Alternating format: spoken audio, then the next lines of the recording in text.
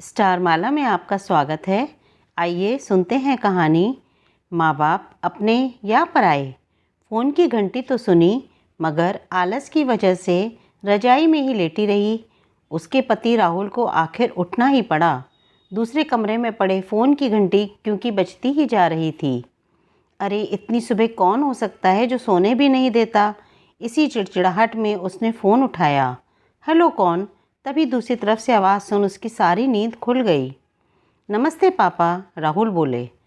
बेटा बहुत दिनों से तुम्हें मिले नहीं, सो हम दोनों 11 बजे की गाड़ी से आ रहे हैं। दोपहर का खाना साथ में खाकर हम 4 बजे की गाड़ी से वापस लौट जाएंगे, ठीक है ना? हाँ पापा, मैं आपको स्टेशन पर लेने आ जाऊंगा। फ़ोन रखकर राहुल वापस कमरे में आकर उसने सुनीता को बताया कि मम्मी पापा 11 बजे की गाड़ी से आ रहे हैं और दोपहर का खाना हमारे साथ ही खाएंगे। रजाई में घुसी सुनीता का पारा एकदम 7वें आसमान पर चढ़ गया। कोई इतवार को भी सोने नहीं देता, अब सबके लिए खाना बनाओ, पूरी नौकरानी बना दिया है। गुस्से से उठी और बाथरूम में घुस गई। राहुल हक्का बक्का उसे देखता ही रह गया। जब वो बाहर आई तो राहुल ने पूछा, क्या बनाओगी? गुस्से से भरी सुनीता ने तुनक के जवाब दिया, अपने को तल के खिला दूंगी। और भी न जाने वो क्या बड़बड़ाने लगी। राहुल चुप रहा और मुस्कुराता हुआ तैयार होने में लग गया। स्टेशन जो जाना था। थोड़ी देर बाद गुस्सैल सुनीता को बोलकर कि वो मम्मी पापा को लेने स्टेशन जा रहा है, वो घर से निकल गया। सुनीता गुस्से में बड़बड़ाते हुए खाना बना रही थी। दाल सब्जी में नमक मसाले ठीक हैं या नहीं की परवाह किए बिना बस करछी चलाए जा रही थी।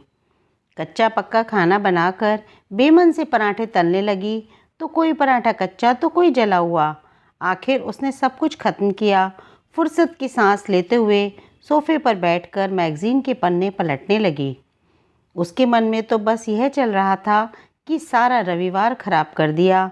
अब बस आएँ, खाएं और वापस जाएं और फिर वो रविवार के दिन घूमने जाए और मज़े करे। थोड़ी देर में घर की घंटी बजी तो बड़े बेमन से उठी और दरवाज़ा खोला।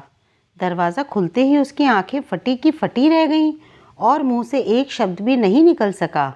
सामने राहुल के नहीं, उसके अपने मम्मी पापा खड़े थे, जिन्हें राहुल स्टेशन से लाया था। मम्मी ने आगे बढ़कर उसे झिंझोड़ा।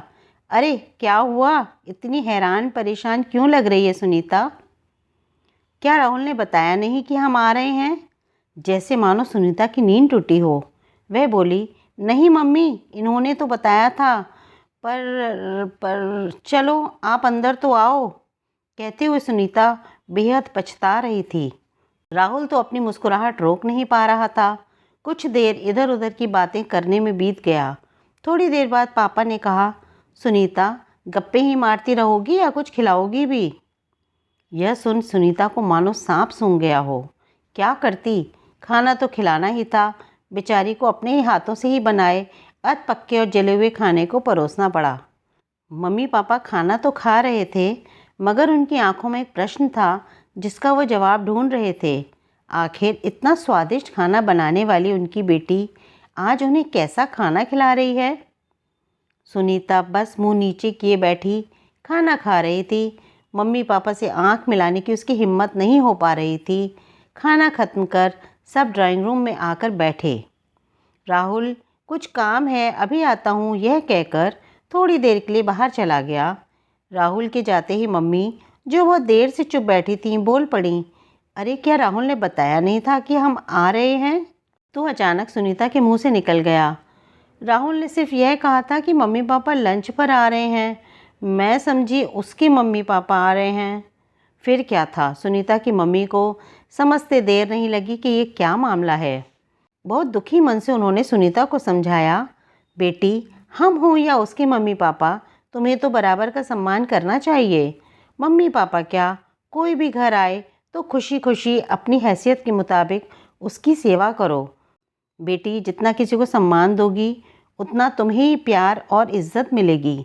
जैसे राहुल हमारी इज़्ज़त करता है उसी तरह तुम्हें भी उसके माता पिता और संबंधियों की इज़्ज़त करनी चाहिए। रिश्ता कोई भी हो, हमारा या उसका कभी फ़र्क नहीं करना। सुनीता की आंखों में यह सुनकर आंसू आ गए और अपने को शर्मिंदा महसूस कर उसने मम्मी को वचन दिया कि आज के बाद फिर कभी ऐसा नहीं होगा। निश्चित ही हमें विचार करना होगा, क्या यह ठीक है? क्या यह घटना 10 में से 8 घरों में होती है? लड़कियां अपने माँ बाप का तो खूब स्वागत करती हैं, किंतु अपने सास ससुर की सेवा नहीं करना चाहती। हम ही अपने बड़े बुजुर्गों और माता पिता का सम्मान नहीं करेंगे तो हमारा सम्मान कौन करेगा?